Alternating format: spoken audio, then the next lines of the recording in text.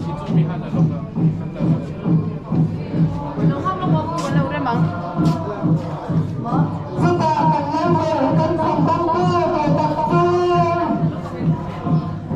Anong hamlong?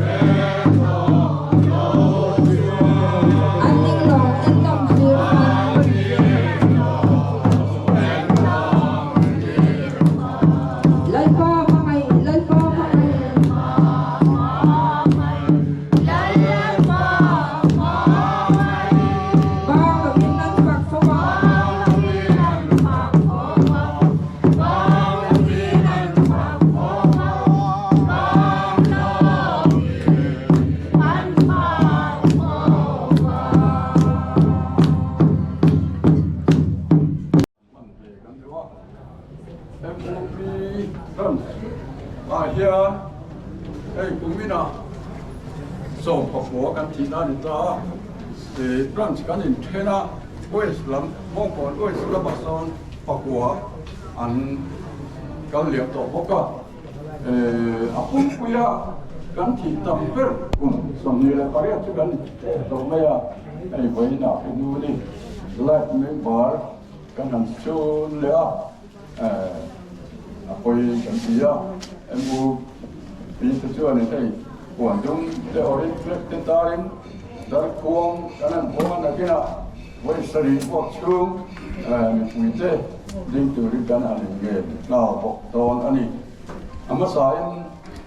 cái hi bông cỏ em mua pi president PC cái này là cái này á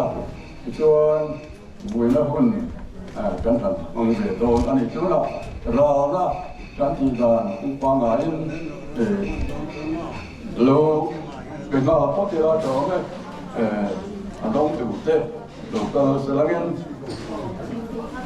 mong còn đây cũng phi rồi đó mình cái đó nuôi này cũng sống rất là phát triển thân mình lộc áp vào sở khu kê cô là lên mong còn đây cũng phi lại mình bảo là gì á thì đi cái gì á vậy là thì gì á ấy vậy là rồi là chịu trách nhiệm cái hàng của rùm mà là chịu cái gì sẽ tốt cái gì đó này mấy đó là gì á mong còn em muốn đi bằng chuẩn để sáng nay làm cái này làm về đấy nghe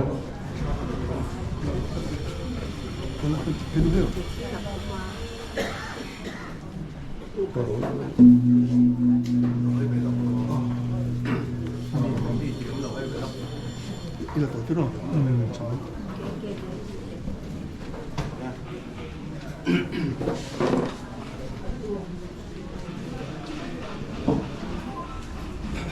mong còn thì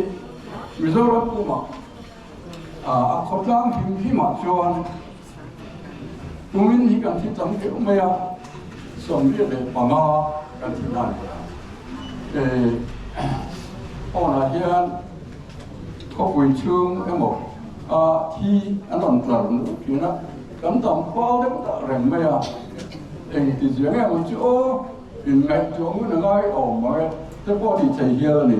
vấn đề hiện cần mấy bar cái thứ đi cần hành xuyên để ta đi cái này em muốn biết tới trường cần ủi đó em tiếng đó còn chúng ta cần hành ở cái sự tổng quan cho ấy in vào nó thế công tác sang anh một nào cứ tất cả lên sầu anh ấy cho ấy vấn đề chủ em một biểu từ em một đem sang rằng anh lại cho anh nắng buồn mong rồi anh tí nó mong lòng rồi đó cần mang được mấy đô thì xưa là cái nào chúng nói thì bây giờ chúng nói thì có cầu em muốn cái hiện tha đem sang anh thì cho cần là quay về thì mà là chưa chắc chưa mà làm thì sẽ là thì cần được thứ cần sẽ là anh ấy vấn đề hiện thì mình xin thì cần được cần quân thì tổ mấy thì cần được đó phát triển tốt thứ gì đó phát triển cần thì quân thì anh ấy vấn đề phát triển anh ấy cần tin muốn từ đi cần ngày chỗ muốn anh ấy có mấy phát triển chú sang hẳn thì là sắp cần đủ chưa đây chứ mà ní nụn đất dệt thì anh ông rồi thì ní chúng ta thứ này thì anh ông phải rồi thì tôi hiểu từ công nghiệp ra hiện đặc trường tin tôi hiểu từ công sở hiện ra hiện trường là rằng thì mấy từ cắn đi hiện bộ từ này thì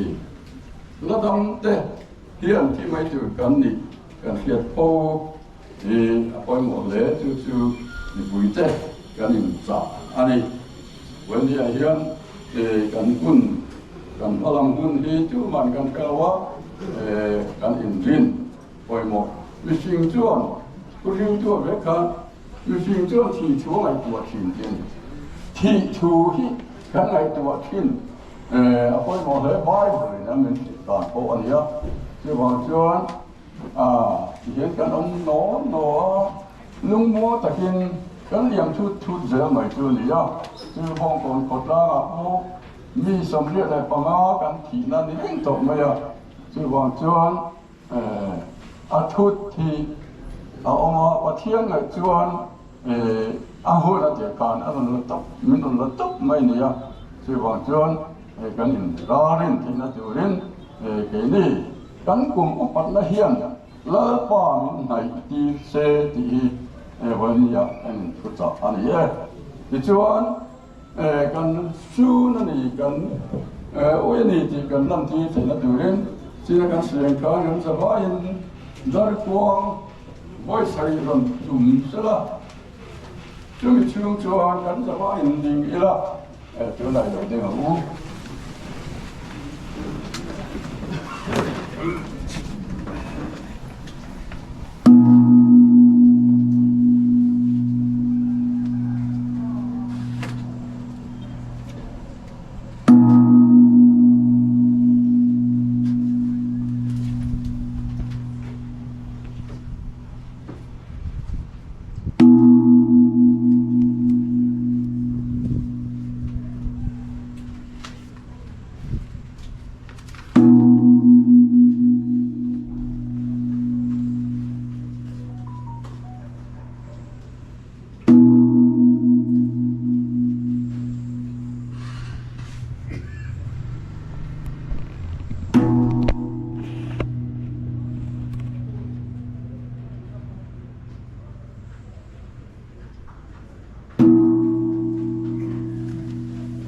Chúa lên,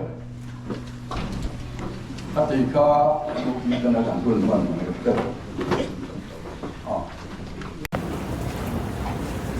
Bát Thiên Thủ Lô Ngài Thẳng U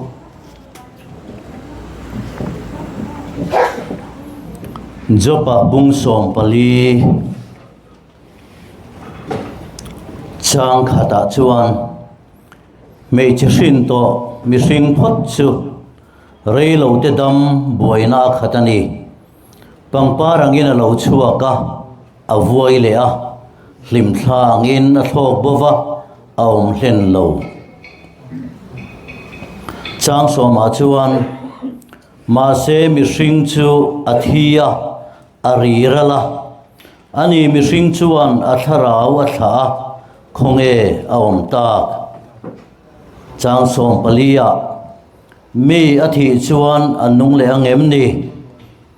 Kahun Ruat Chung Hi Chuan Kanga Kang Kachuana Athen Thengin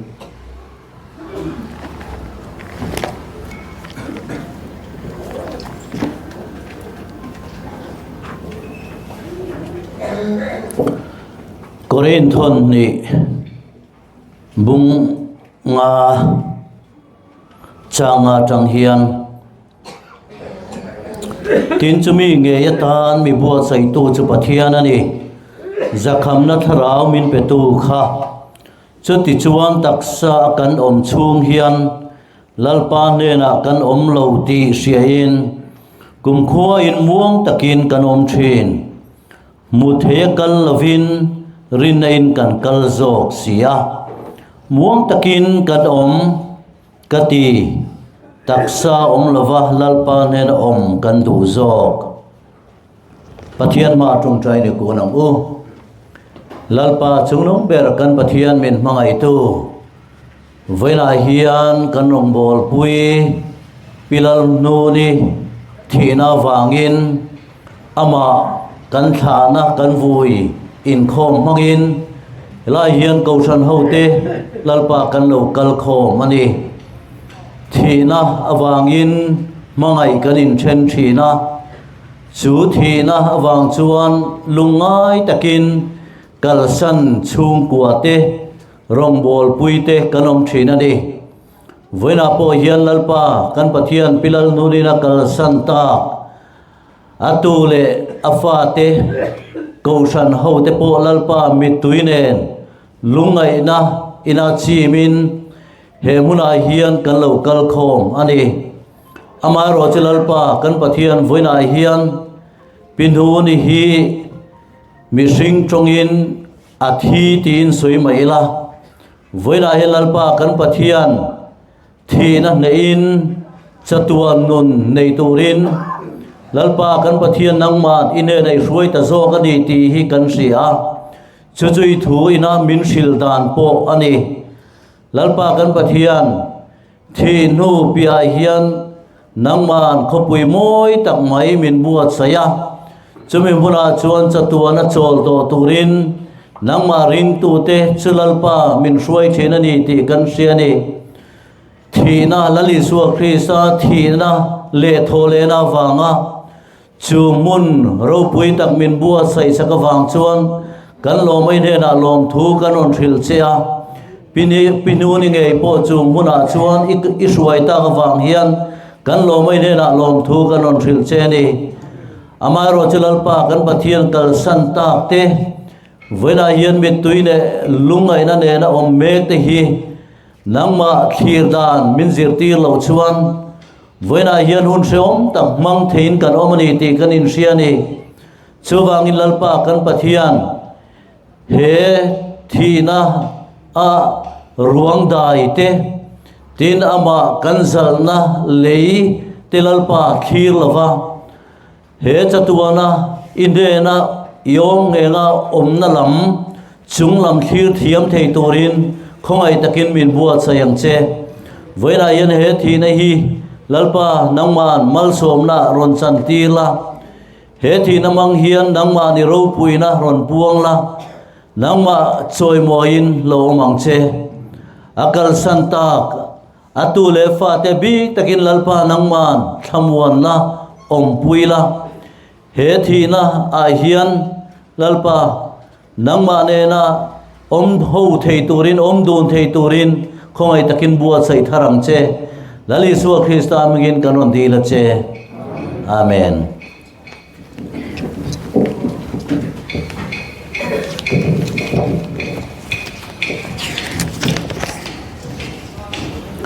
kanun man le dan tur te kan soinga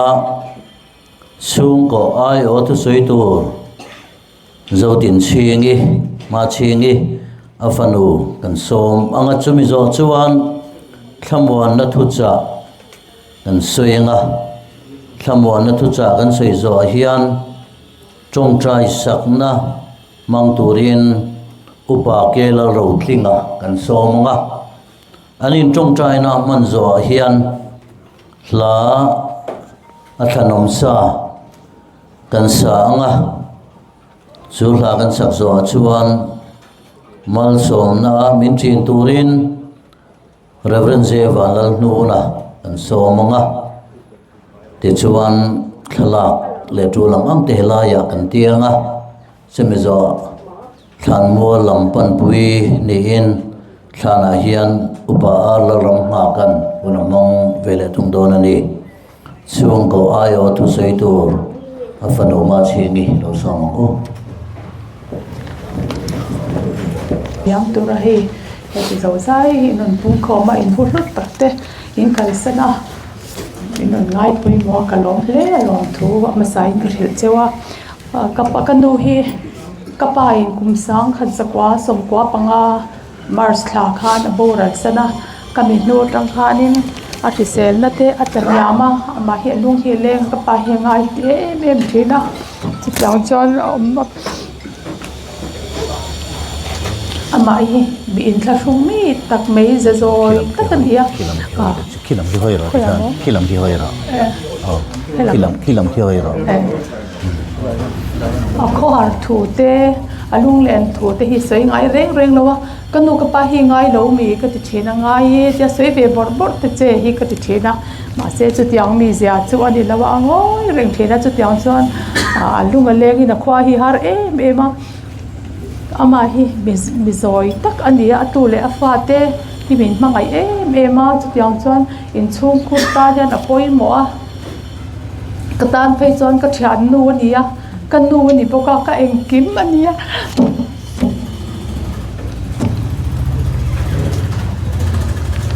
kan nu ka ngai em do na ni ti kha kan soi du a adam lo dan chu sang khat sang hi som pathum khan a se lo em awangin Kolkata in check up turin kan kalpuya chuta chuan TB ni ti kha an mu chuaka chuan kan on hoa dam doite e ya thale me ya chuan sang ni som pakwa khanin ha te khanin a beile chuta tang chuan na sel na hi tla nyama ta lung doctor pulan si te dam doina kan kal renga chu tiang chuan enkol na thatak noya enkol ania chuan mani khan September tha khanin azun kong that lo wangin Nazareta kanin enkola chuan an hain enkol khan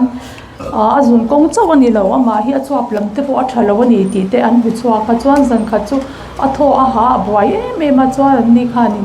khol tha te kan nei lowa ebe nazar lama chuk thla ka nga yang atia ebe nazara chuan kan chuk thata chuta chuan ICU ate kan han oma doctor ten thei to min chwa a chuti chung chuan voini kan thleng ta ania kanu hi ami zia hi han soidoni la min thlu tak le la zak zum takani wangin thenom khove nga te po mi te kan len po lowa kan chu kwa hianin kanu hian mi poi suite a hlawa tong kam te hi film khur ula mi poi te kan soi palang chu tiang ti re nga chu tiang ami zia chu ania bong hu te ke de ri be bong hu te kan pek lai te khan mi general tha te anon len te hian bong hu te hon tir te hi nuama ti me ma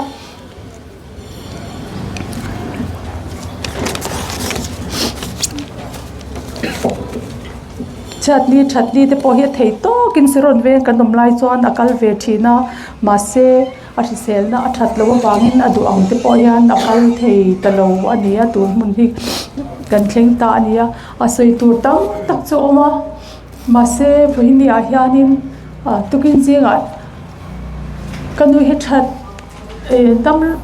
taka dam doina tanga ron hole ka doctor ni pon an pe sei line tia hi kan ni thut me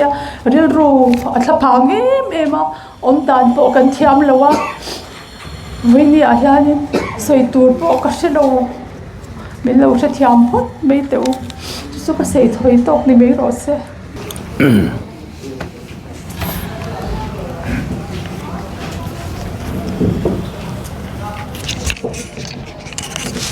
Nichina kan Mizoram Upapol President ina Suita Bangkhan Hibong Kon Ahian Tina Wangin kan in thaliam ne mon khop maya khotlang ang chuan kha somriat panga ani ti te ron soya abial apastor bial ang hi chuan tlemin adang le de useta hei kum khat chung ahian presbytery ahian mithi te le nau piang te kausan statistics te hi kan report thina kumina khan kum khat chung a khan kan kausan presbyterian kausan ringot ahi somsari kan thia a kausan pol dang engemaw zat anom don ani ti po in thathiam sa mayanga kan kausan ringot po somsari lai mai kan hanin thaliama tin chung zinga chuan kan upapol president ya Soita Bangkhan kumin chowa hian kan kum upa midum tak te kanin thaliam tam le maya kum upa te hanan kal hian awi om ka ti thina tin mithiam le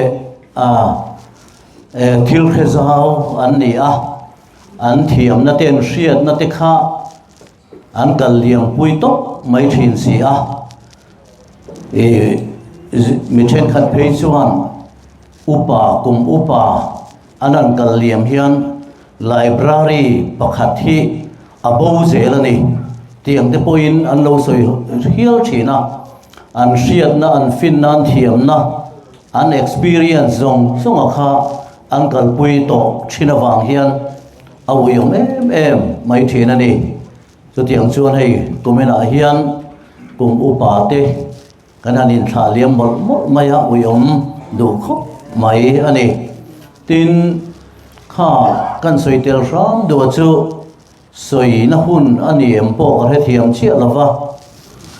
mi somriat panga bong kon a kanin thla liam kan an ti lai khan khang zinga somruk chu mi pa kan ni a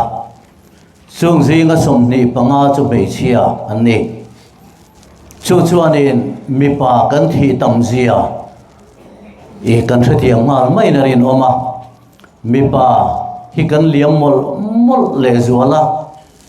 mi pa som ruk le me chia som ni panga thi na kha ain buk tok lo le mai mi pa omza le me chi omza ta kha kan kar ain latial tia la kar kha azau tial ani ti kha akhiata chuwang chuan in ngai tu na te po nam ang po in na satakin min ngai tu na te po min siam ani thakha kan ta lang tel ram du dewa hei thina kanan to hian thi nupia lam a hi kan ngai tu na hian om thina Christian kan ne mo Christian kan ni love mo sa khodang zong te po hian in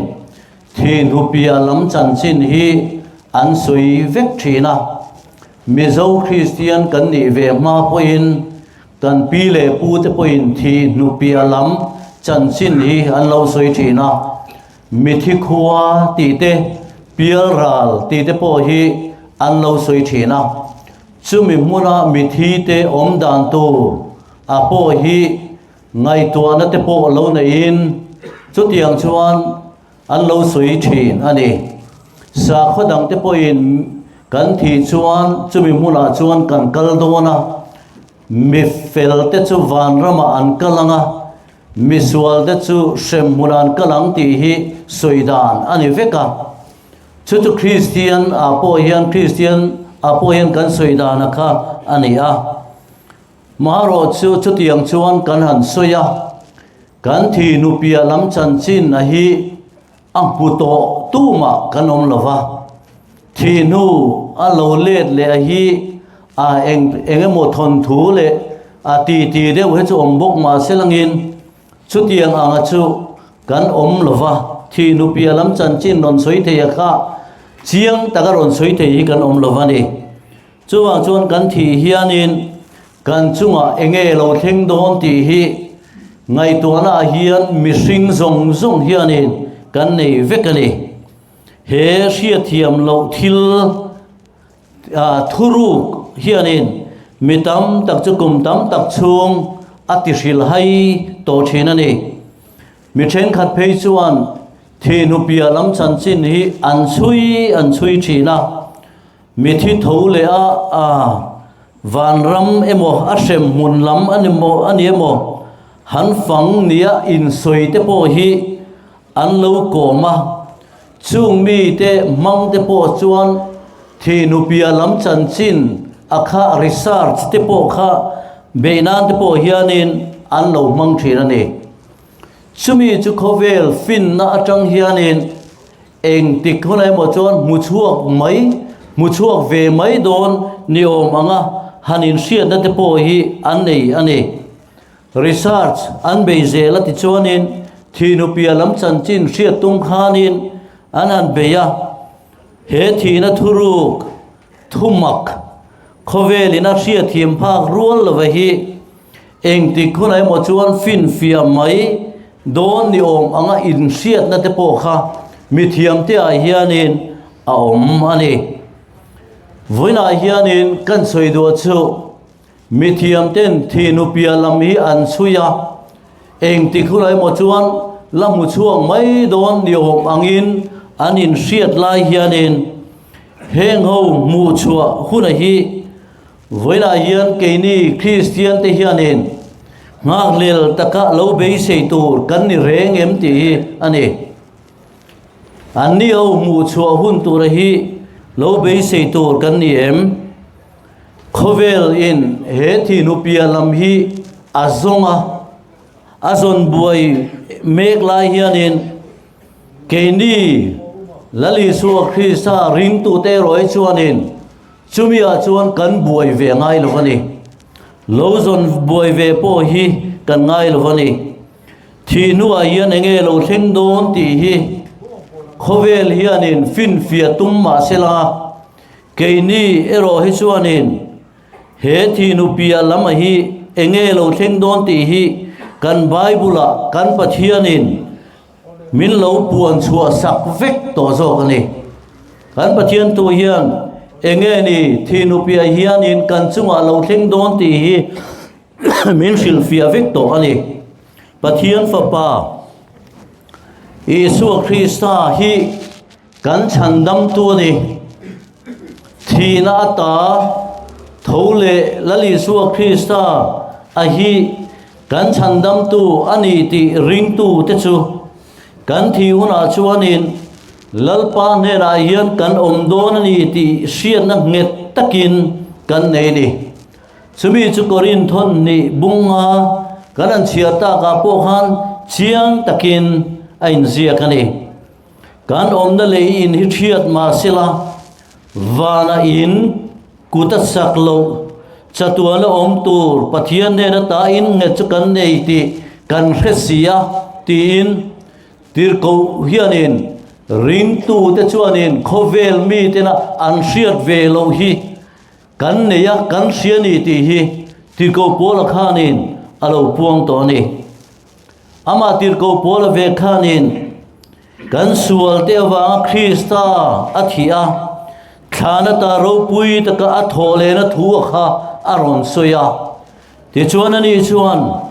ne na in thi na alim zota lali su Krista thi na le thole na chuanin chu thi na chu alim zota ani ti in tir ko hianin min lo sila chumi ring tu de chu voinia hian kan ni amai ro chu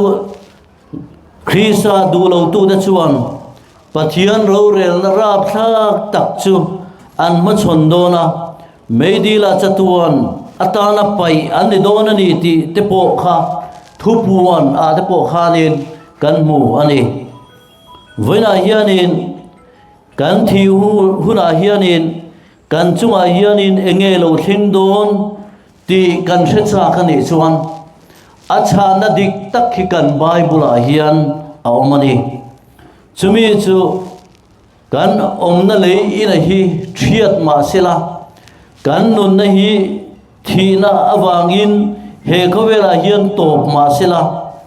wana hian in kan neya kuta saklo in kan neya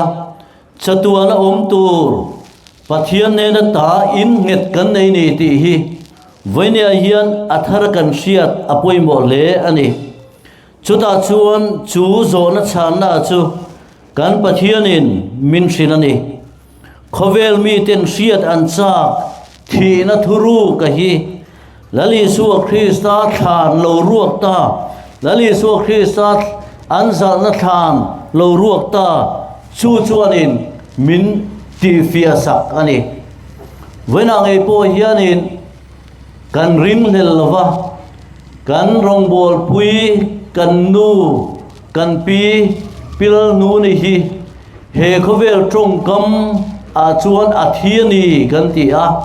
he khovel danang chuan athita ni ti hi kan soida ni ma sela voina hianin he thi na hi kalsanin van kong khar chu ki khonin alom ta van bi puiten voina yan ro pui takin pilal du ni chu an lo muak ta he khovela nat na le shom na le har sa nai na tlak buak thin chumi chu kalpelin chatuanin ama mai tu pa pathian ne na chuan alo cholta ani chumi chu voina yan thi nu pia lam keini ring tu te na kan chan tur chu ani a chu wang chuanin keini hi hemia hianin kan buai ve lova kan Bible in min sila chuwang chuan kan mangai voina kalta kan then ta ka po hi chumi muna chuan lim takin pa pathian om ngengin om ta ani he khovela nat na le har san na zong zonga kha akal san ta thamuang takin pa hena achol ta ani ti hi shiaila keini po hi engti khunai mo chuan he huna hi kan khen ala tur ve ang chumi huna po chuan keini po hian thinu a hian kan omna tur chu min bua sei sak van in pa pathian ne na hian ani ti sei langin chumi mun kheng thei tur chuan kan pathian tan kan nun te poi kan lan apoi mo ani lalpana thu kan za tan mal min som sakro se let chung ka ta na trong trai sak na mang turin upa ke la ro thlinga hilo somong o khilam hai Bahaya ni trong trai o Ola pa kan pathian min mangai tu min mu le min sia amin wena kan nu kan pi du tak pi lo nu ni chu ine na ino na ta Ola pa mi sing ten kan ngai to na le kan ngai da na chuan rei tak te la dam se kan ti ala pa kan gei se ya ni ma sela mi sing nun na hi ikuta so omani tialang chiang em ma he ko vela atu le fa te tan hun rei tak idam tira mi sing te kum chira po lalpa kum som riat chuang idam tira olal pai mal so na sa tak ka changani ti kan thiani chuti line olal pa ine na local hun chu voin hi alita i ko ran ho ten nga emin kan thla liam me kani akal san atu le fa te hero chulal pa i thamuan nga ema nangin thamuan la phuila i tharau thiangin chen chilla he in chunga hian i thamuan na takaron thlen tirang che olal pa kan pathin mai tu lali suwa kha na zir ti te hena in tan hun sian in ka kaldon hi tin alo sei to a chu turing tu te kan in ha na chu ni olal pa lali suwa in kan tan mun alo sian to a chu wang chuan ke ni helai huna ama thalo kal khom te poin chu rama om ve tur chuan min kai shoi na kan mo ema ni tina kan dun dana te i tharau thialemi min shoi la chu ram nga ya chak tur chuan min kai shoi la min om pui zelang che kan hun man zel tura lalpa i kai shoi na kan mo a kan ne na cheng zelang che fa pai so min kan dila che amen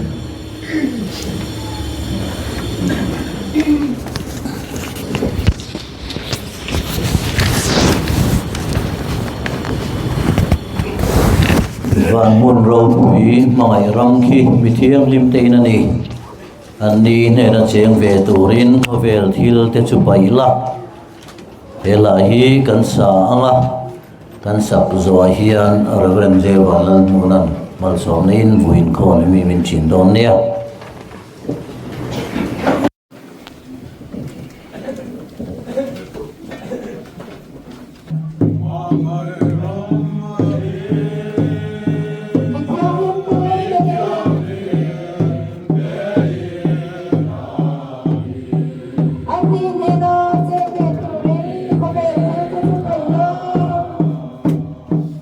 Sempre tu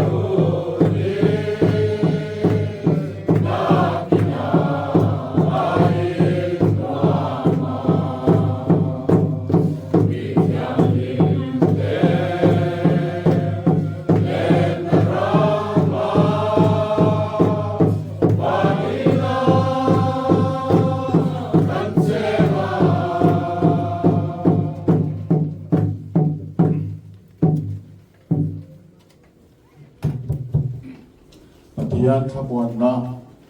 พิโรเรงเรียงอันเดียเซนหลงพานอินทินุงเล่นไงทวนตะซูคริสต์ไตสวดสวนเดินสับซูสระ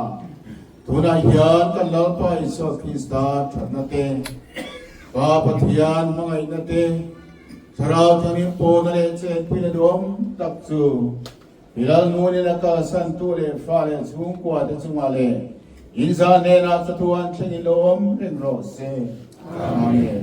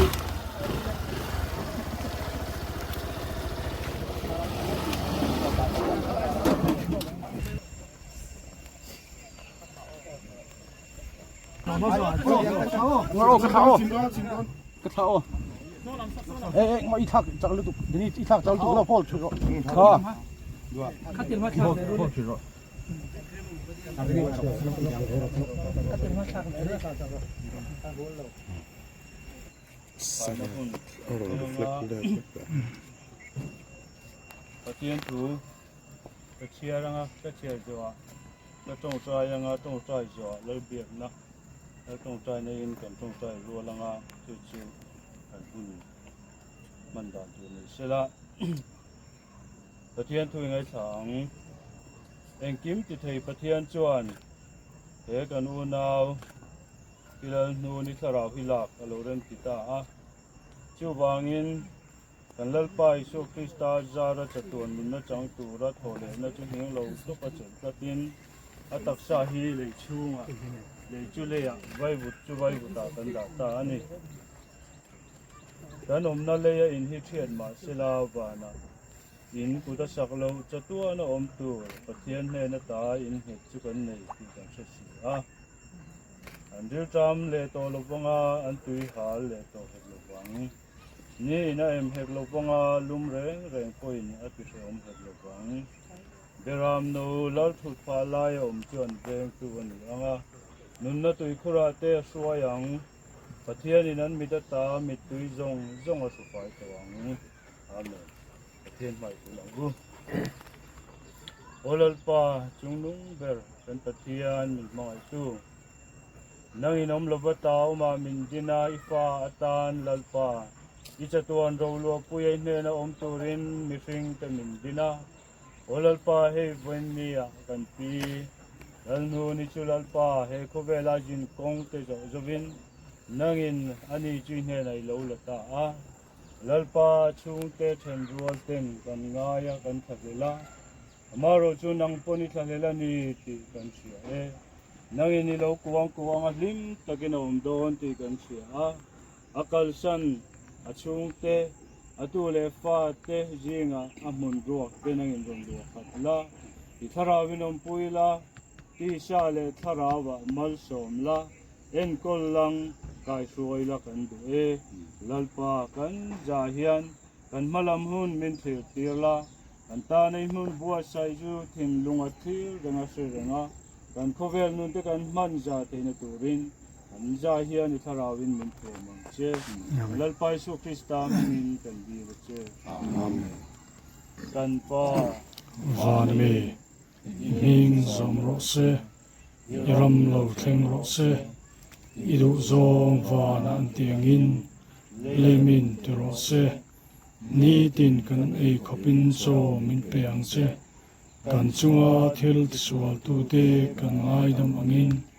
nam puin kan thil tiswal ngai dam se swal tur thlem na min hruai lu suang se mi swal laka chuan min chandam zo kan se ram te thil ti theina te ro pui te chatua nei kan sia amen